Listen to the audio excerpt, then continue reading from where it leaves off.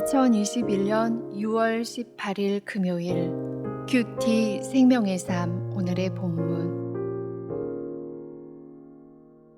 출애굽기 28장 1절부터 14절까지 말씀입니다. 너는 이스라엘 자손 중 내 형 아론과 그의 아들들 곧 아론과 아론의 아들들 나답과 아비후와 엘르아살과 이다말을 그와 함께 내게로 나아오게 하여 나를 섬기는 제사장 직분을 행하게 하되 내 형 아론을 위하여 거룩한 옷을 지어 영화롭고 아름답게 할지니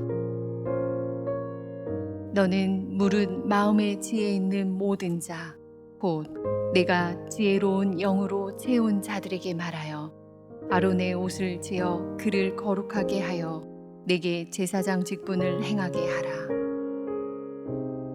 그들이 지을 옷은 이러하니 곧 흉패와 에봇과 겉옷과 반포 속옷과 관과 띠라. 그들이 내 형 아론과 그 아들들을 위하여 거룩한 옷을 지어 아론이 내게 제사장 직분을 행하게 하라. 그들이 쓸 것은 금실과 청색, 자색, 홍색 실과 가늘게 꼰 배실이니라. 그들이 금실과 청색, 자색, 홍색 실과 가늘게 꼰 배실로 정교하게 짜서 에봇을 짓되 그것에 어깨바지 둘을 달아 그 두 끝을 이어지게 하고 에봇 위에 매는 띠는 에봇 짜는 법으로 금실과 청색, 자색, 홍색 실과 가늘게 꼰 배실로 에봇에 정교하게 붙여 짤지며 호마노 2개를 가져다가 그 위에 이스라엘 아들들의 이름을 새기되 그들의 나이대로 6 이름을 한 보석에 나머지 6 이름은 다른 보석에 새기라. 보석을 새기는 자가 도장에 새김같이 너는 이스라엘 아들들의 이름을 그 2 보석에 새겨 금태에 물리고 그 2 보석을 에봇의 2 어깨바지에 붙여 이스라엘 아들들의 기념 보석을 삼되 아론이 여호와 앞에서 그들의 이름을 그 2 어깨에 메워서 기념이 되게 할지며 너는 금으로 태를 만들고 순금으로 노끈처럼 2 사슬을 닦고 그 따은 사슬을 그 태에 달지니라. 아멘.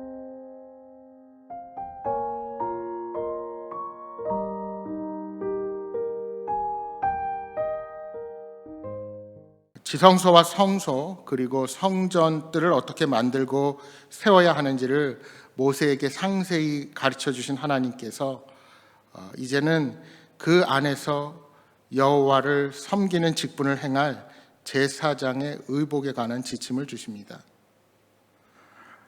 하나님께서는 성막을 운영할 제사장으로 모세의 형 아론과 그의 4 아들을 호명하셨습니다.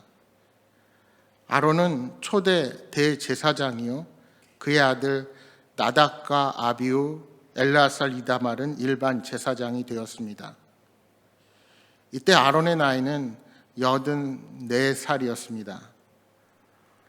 이스라엘 백성 중 아론의 집안이 제사장 집안으로 선택을 받은 분명한 이유는 알 수가 없습니다. 사람을 부르시고 선택하시는 것은 오직 하나님의 고유한 절대 주권에 달린 일이기 때문입니다. 하나님은 이스라엘 12지파 중에 레위 지파 소속의 사람들만이 성막과 성막의 물건들을 관리할 수 있다고 명하셨습니다. 또한 레위 지파 중에서도 아론과 그의 자손들만이 제사장으로 봉사할 수 있다고 명하셨습니다. 특히 대제사장 아론은 거룩한 옷을 입어 영화롭고 아름다운 모습을 나타내야 했습니다. 이는 그가 하나님의 영광을 상징적으로 보여야 했기 때문입니다. 그래서 아론의 옷을 짓는 일은 성막을 만드는 일만큼이나 중요한 일이었고 이 일은 하나님의 지혜로운 영으로 충만한 자에게 맡겨졌습니다. 오늘 본문에 보시는 것처럼 하나님께서는 아론이 입을 옷을 미리 설계하셨는데 그 옷은 성막에 사용되는 천과 도구들을 연상시킵니다. 홈페이지와 밴드를 통해서도 보시면 아시겠지만 성막의 덮개가 4겹으로 되어 있는 것처럼 아론은 흉패, 에봇, 겉옷, 반포, 속옷 이렇게 4겹의 옷을 입습니다. 성막 안에 금으로 만든 기물이 들어있는 것처럼 아론은 금패가 달린 관을 쓰며 성막의 각 널판들을 띠로 이었듯이 아론도 띠를 맵니다. 또한 하늘을 상징하는 청색, 자색, 홍색 실과 가늘게 꼰 배실에 금실이 첨가된 천이 사용되게 됩니다. 이처럼 아론의 옷은 성소와 지성소를 연상시킵니다. 제사장이 이 옷을 입음으로써 하나님의 거룩함을 이스라엘에게 나타내는 역할을 하는 것입니다. 여러분, 참된 대제사장이신 우리 예수님은 이 땅에서의 삶과 죽음 그리고 부활을 통해 하나님께서 어떤 분이신지를 온전히 드러내셨습니다. 따라서 예수님의 영을 받은 우리 역시 삶과 행동을 통해 하나님을 세상에 드러낼 수 있어야 합니다. 이제 6절의 대제사장의 옷에 대한 설명은 에봇으로 시작합니다. 에봇은 가슴과 등을 덮는 긴 조끼 모양의 상의입니다. 주부들이 사용하는 앞치마와도 비슷하지만 가슴과 등이 같은 형태입니다.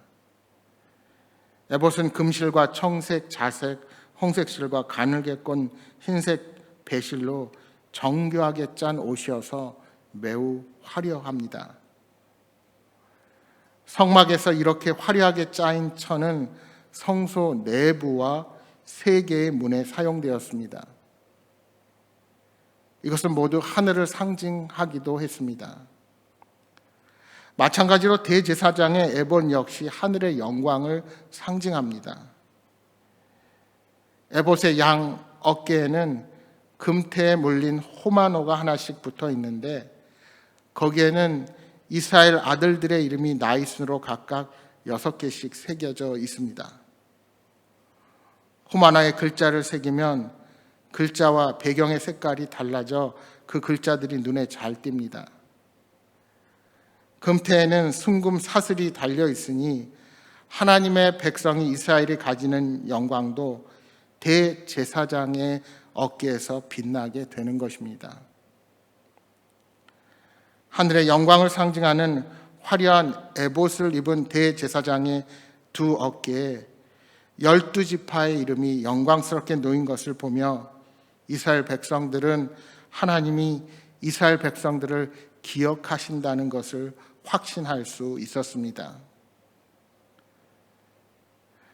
참된 대제사장인 예수님도 우리를 양 어깨 위에 올려둔 것처럼 항상 기억해 주십니다.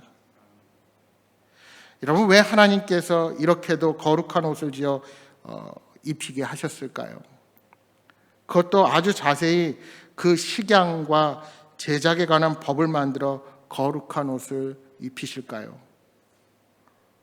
그 이유 중 하나는 말씀드린 것처럼 제사장이 거룩한 하나님의 일을 맡은 자임을 나타내기 위해서였습니다.